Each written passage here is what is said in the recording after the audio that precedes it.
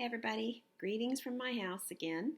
I hope everybody has been listening to me read about Raymie. This is the fifth day that we've read, and I've read 2 chapters. Some of them are very short, so 2 chapters a day. So if you can spend 5 or 7 or 8 minutes with me every day, that'd be great. You could hear some good vocabulary and keep up with the story with us.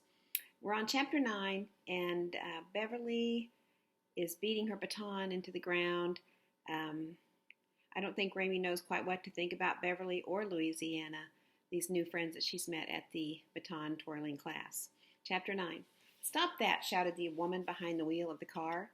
Beverly did not stop. She kept whamming away. "I paid good money for that baton," the woman said to Raymie. "Make her stop." "Me?" said Raymie. "Yes, you," said the woman. "Who else is standing here besides you? Get that baton away from her." The woman had green eyeshadow on her eyelids and big fake eyelashes, and also a lot of rouge on her cheeks. But underneath the rouge and the eyeshadow and the fake eyelashes, she looked very familiar. She looked like Beverly Topinski, except older, and angrier, if that was possible. "Why do I have to do everything?" said the woman. This was the kind of question that had no answer, the kind of question that adults seemed to be overly fond of asking. Before Raymie could even attempt some sort of response, the woman was out of the car and had hold of Beverly's baton and was pulling on it, and Beverly was pulling back. More dust rose up in the air. "Let go," said Beverly. "You let go," said the woman, who was surely Beverly's mother, even though she really wasn't acting like a mother. "Stop this nonsense immediately." This command issued from Ida Nee, who had appeared out of nowhere and who was standing in front of them with her white boots glowing and her baton stretched out in front of her like a sword. She looked like an avenging angel in a Sunday school storybook. Beverly and the woman stopped wrestling. "What is going on here, Rhonda?" said Ida Nee. "Nothing," said the woman. "Can't you control your daughter?" said Ida Nee. "She started it," said Beverly. "Get out of here, both of you," said Ida Nee. She pointed her baton at the car. "And don't come back until you can behave properly. You should be ashamed of yourself, Rhonda, a champion twirler like you." Beverly got in the back of the car, and her mother got in the front. They both slammed their doors at the same time. "See you tomorrow," said Raymie as the car pulled out of the driveway. "Ha," said Beverly, "you're never going to see me again." For some reason, these words felt like a punch to the stomach. They felt like someone sneaking down a hallway in the middle of the night, carrying their shoes in her hand, leaving without saying goodbye. Raymie turned away from the car and looked at Ida Nee, who shook her head, marched past Raymie, and went into her baton-twirling office, which was really just a garage, and closed the door. Raymie's soul was not a tent. It was not even a pebble. Her soul, it seemed, had disappeared entirely. After a long time, or what seemed like a long time, Raymie's mother arrived. "How were the lessons?" she asked when Raymie got in the car. "Complicated," said Raymie.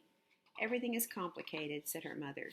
"I can't even begin to imagine why you would want to learn how to twirl a baton. Last summer it was the life-saving lessons. This summer it's twirling. None of it makes any sense to me." Raymie looked down at the baton in her lap. "I have a plan," she wanted to say, "and the baton twirling is part of the plan." She closed her eyes and imagined her father in a booth in a diner sitting across from Lee Ann Dickerson.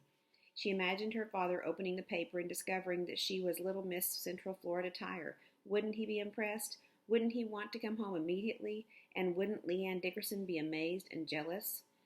"What could your father possibly see in that woman?" said Raymie's mother, almost as if she knew what Raymie was thinking. "What could he see in her?" Raymie added this question to the list of impossible, unanswerable questions that adults seemed inclined to ask her. She thought about Mr. Stephanopoulos, her life-saving coach from the summer before. He was not the kind of man who asked questions that didn't have answers. Mr. Stephanopoulos only ever asked one question: "Are you going to be a problem causer or a problem solver?"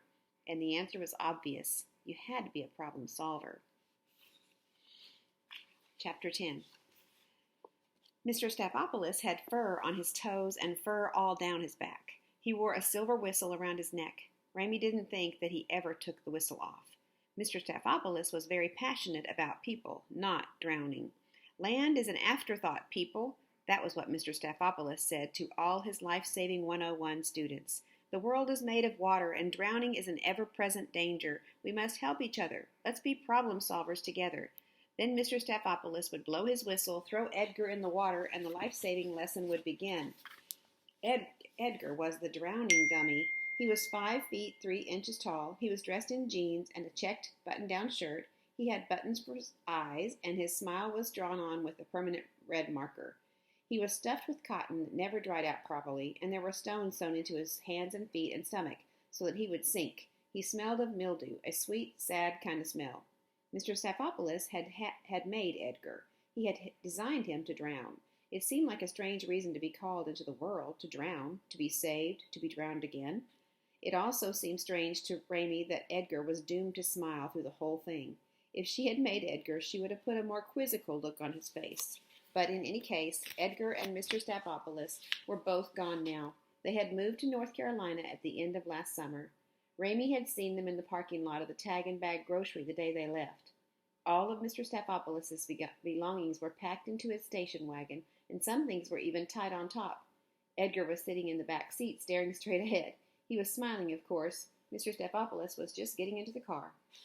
Raymie called out, "Goodbye, Mr. Staphopoulos." "Raymie," he said, turning around. "Raymie Clark." He closed the door of the station wagon and walked toward her. He put his hand on her head. It was hot in the Tag and Bag parking lot. There were seagulls whirling and screeching, and Mr. Staphopoulos' hand on top of her head was heavy and light at the same time. Mr. Staphopoulos was wearing khaki pants and flip-flops. Raymie could see the fur on his feet. The whistle was around his neck, and the sun reflected off of it and made the whistle into a little circle of light. It looked like something in the center of Mr. Staphopoulos was on fire. The sun glinted off the abandoned grocery carts and made them magical, beautiful. Everything shimmered. The seagulls called out. Raymie thought that something wonderful was going to happen. But nothing happened except that Mr. Staphopoulos kept his hand on her head for what seemed like a long time, and then he lifted his hand and squeezed her shoulder and said, "Goodbye, Raymie." Just that. Goodbye, Raymie. Why did those words matter so much? Raymie didn't know. So last summer, Raymie spent time with Mr. Staphopoulos learning how to save people from drowning, and this summer she's chosen baton twirling. Remember, she's working on a plan to get her dad to come home. What's the setting of this place again? Remember this story again. Remember the state that we're in? She said Mr. Staphopoulos had on khaki pants and flip-flops. Some kind of seagulls are in the story. Think about what the setting was of this book again and see if you can remember and write it down or on the comments below. See ya.